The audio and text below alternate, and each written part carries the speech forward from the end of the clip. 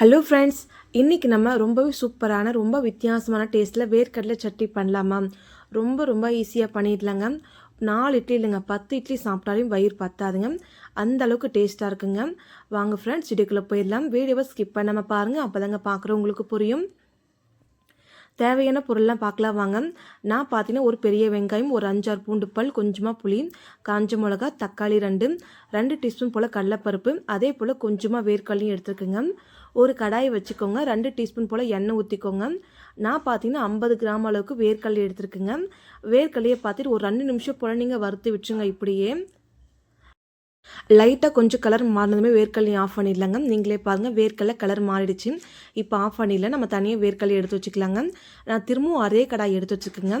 1 teaspoon போல் எண்ணெய் ஊற்றிக்கோங்க. ஒரு பெரிய வெங்காயம், 4-5 பூண்டு பல், அதே போல் காஞ்ச மிளகா ஆட் பண்ணியிருக்குங்க. உங்களுக்கு காரத்துக்கு ஏற்ற மாதிரி இங்கே காஞ்ச மிளகா இல்லை பச்சை மிளகா கூட ஆட் பண்ணிக்கலாங்க. இப்போ நம்ம ஒரு கரண்டி வச்சு வதக்கி விட்டுடலாங்க. இது கூடவே நம்ம 2 டீஸ்பூன் போல் கடலைப்பருப்பு ஆட் பண்ணிவிட்டு திரும்பவும் நம்ம கரண்டி வச்சு வதக்கி விட்டுடலாங்க. வெங்காயம் பார்த்து நல்லா கலர் மாறி வந்திருக்கு. நீங்களே பாருங்கள். இந்த ஸ்டேஜில் நம்ம தக்காளி போட்டுக்கலாங்க. நான் பார்த்தீங்கன்னா மீடியம் சைஸ் தக்காளி 2 கட் பண்ணி போட்டுக்கிட்டேன். கூடவே குட்டியாக ஒரு புளி போட்டுக்கிட்டுங்க. திரும்பவும் நம்ம ஒரு 2 நிமிஷம் போல் வதக்கி விடலாம். தக்காளியோட பச்சை வாசனை போகிற வரைக்கும் நல்லா வதக்கி விடுங்க. நீங்கள் எந்த அளவுக்கு வதக்கி விடுறீங்களோ அந்தளவுக்கு சட்னி டேஸ்ட்டாக இருக்குங்க. நீங்களே பாருங்கள், நான் வதக்கிட்டேன். நான் கேஸ் ஸ்டவ் ஆஃப் பண்ணிவிட்டுங்க. இப்போ இதை ஆறட்டுங்க. ஆறிட்டு பின்னாடி நம்ம ஒரு மிக்ஸி ஜாருக்குள்ளே மாற்றிக்கலாங்க. நம்ம வறுத்து வச்ச தக்காளி, கடலைப்பருப்பு எல்லாமே போட்டுக்கோங்க. இது கூடவே நம்ம முன்னாடியே வறுத்து வச்சலே வேர்க்கடலை, அந்த வேர்க்கடலையும் இது கூடவே போட்டுக்கோங்க.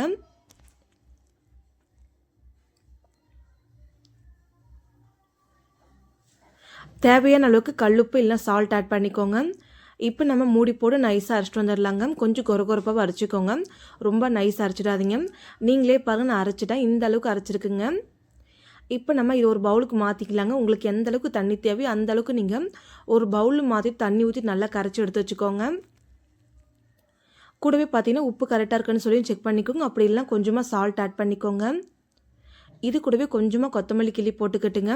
ஒரு கடாய் எடுத்துக்கோங்க. கடாய் நல்லா சூடானதுமே கொஞ்சமாக எண்ணெய் ஊற்றிக்கோங்க. ஒரு 3 டீஸ்பூன் போல் எண்ணெய் ஊற்றிட்டு கடலைப்பருப்பு 1 டீஸ்பூன் போல் கொஞ்சமாக கடுகு ஆட் பண்ணிக்கோங்க. கடுகு நல்லா வெடிஞ்சு வரட்டுங்க. கடுகு நல்லா வெடிஞ்சதுமே ஒரு காஞ்ச மிளகா ஆட் பண்ணிக்கோங்க. கூடவே நம்ம கருவேப்பிலை ஆட் பண்ணிக்கலாங்க. பச்சை கருவேப்பிலை ஆட் பண்ணிக்கோங்க.